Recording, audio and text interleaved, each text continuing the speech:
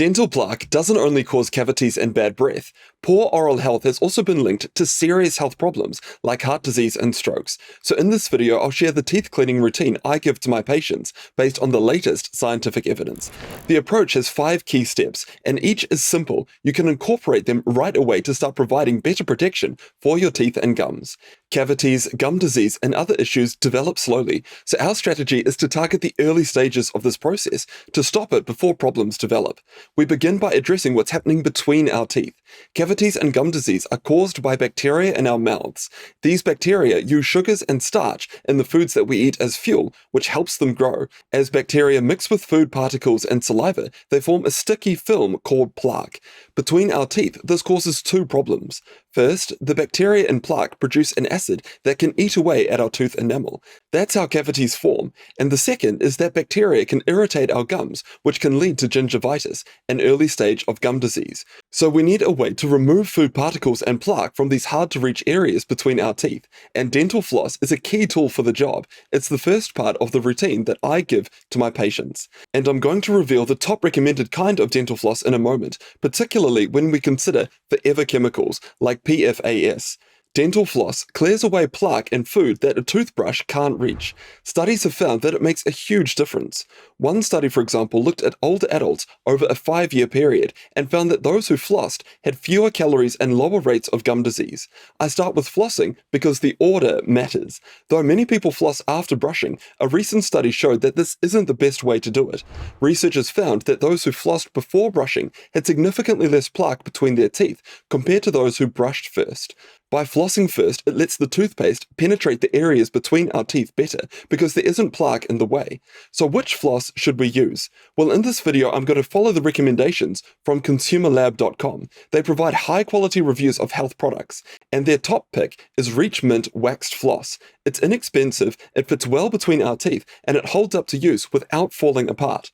Many find wax floss easier to use. The wax acts as a lubricant that lets the floss slide between our teeth with less effort. It's also free from PFAS. These are a class of chemicals found in everyday products that have been linked to negative health impacts like immune dysfunction, liver disease, and cancer.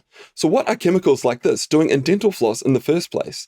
Well, one of the most common PFAS is PTFE, known by its trade name Teflon. It's a great way to reduce friction, so it's used in some brands of floss to play a similar role to wax. And though there are many sources of exposure to PFAS, avoiding it in a product that we use in our mouths is probably a good idea.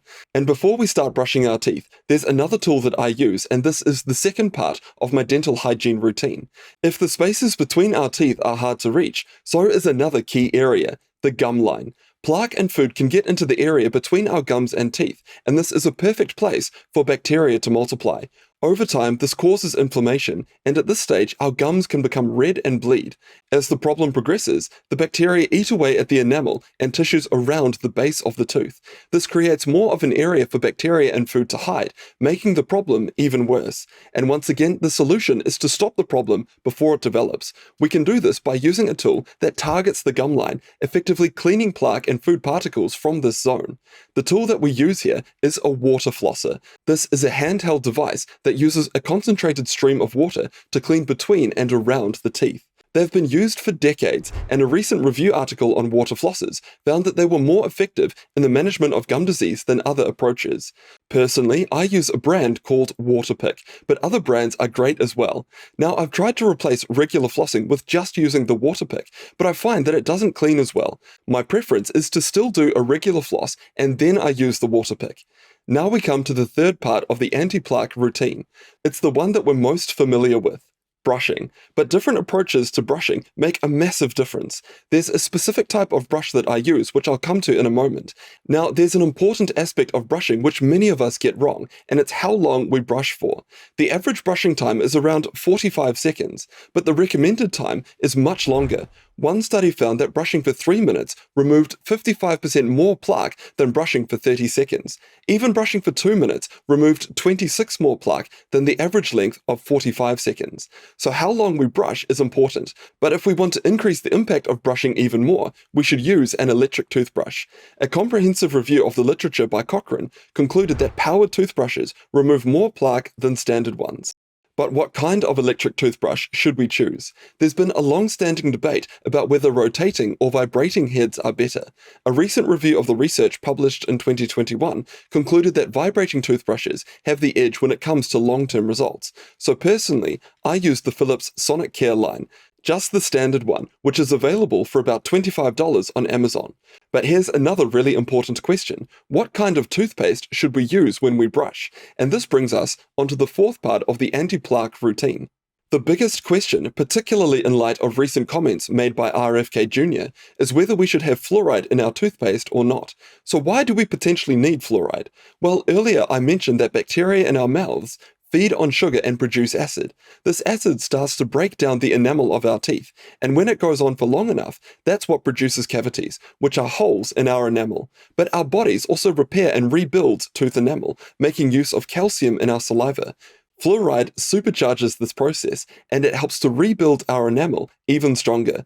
A mountain of research shows that it helps to prevent tooth decay.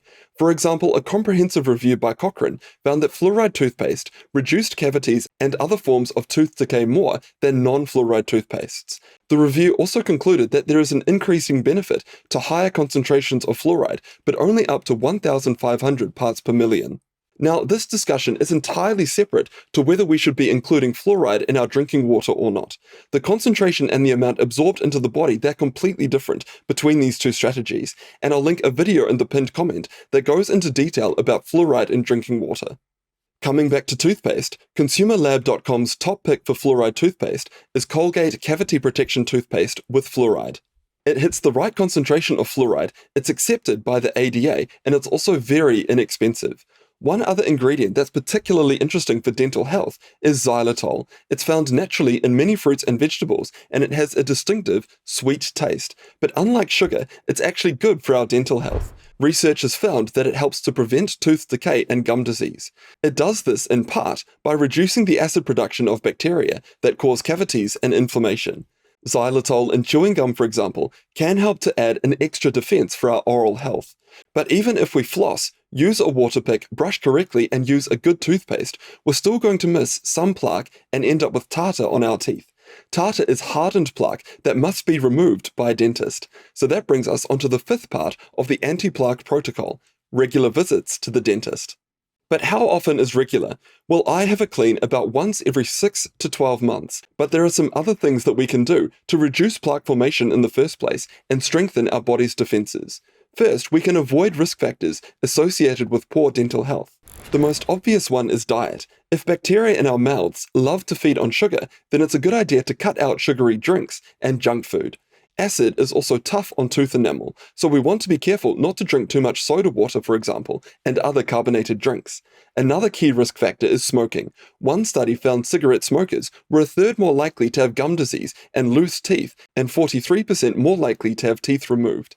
It's the same for alcohol, but in addition to avoiding risk factors, we can empower our body's natural defenses. So for example, calcium is a critical mineral in building up and repairing teeth. In order for the body to be able to absorb and use calcium properly, however, other nutrients are key. Specifically, we need vitamin D3 to help us absorb calcium from our food, and then we need vitamin K2 to ensure that calcium goes to where it's needed, as in our bones in our teeth.